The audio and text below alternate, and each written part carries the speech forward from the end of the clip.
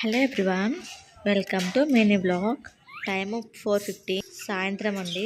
కొన్ని క్రిందికి దిగాలి. ఇప్పుడు వ్యాన్ వచ్చే టైం అయింది. గోడ మీద ఒకటి, మెట్ల మీద ఒకటి. చుట్టుపక్కల బయట అయితే ఎవ్వరు లేరు. బాబుని ఎత్తుకొని కిందికి దిగుతున్నా. వీటి భయానికి టైం అవుతున్నా కూడా వెళ్ళాలా వద్దన ఆలోచన అయితే ఒకటి ఉంది. 3:40 to 4:40 వరకు అయితే 1 hour ఉంటాయండి.